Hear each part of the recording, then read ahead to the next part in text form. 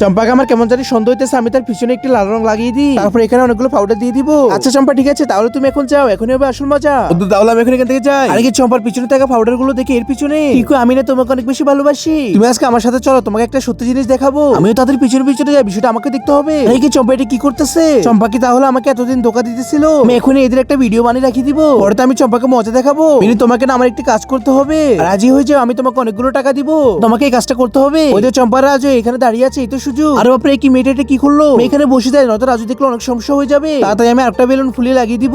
আরে কি চম্পা তোমার কি হয়েছে? উঠে দাঁড়াও, এই তো বেলুনটা লাগিয়ে ফেলেছি, এখন তাড়াতাড়ি উঠে দাঁড়িয়ে যায় বা তাড়াতাড়ি পর্দাটা সরাও, দেখো কি হয়। আজকে যারা আল্লাহর এই সুন্দর ছবিটি দেখে ভিডিওর মধ্যে একটি লাইক করে চ্যানেলটিকে সাবস্ক্রাইব করে দিবে, আল্লাহ যেন তার প্রাণ প্রিয় মা বাবাকে জীবনে একবার হলেও কাবা ঘরে গিয়ে হজ করার তৌফিক দান করে। সবাই কমেন্টের মধ্যে আমিন লিখে যাবেন। আর আপনি কি রাজু আমার আর্টিকেল ছবিগুলো এখানে কোথা থেকে এসেছে? বন্ধু এখানে আমার কোনো দোষ নেই, সব দোষ চম্পার ছিল। বেয়াদব মেঘ থাকার আমি তোকে কতই না ভালোবেসেছিলাম, এখন এখান থেকে বেরিয়ে যা। এত ভালোবাসার পরও চম্পা আমাকে ধোকা দিয়েছিল।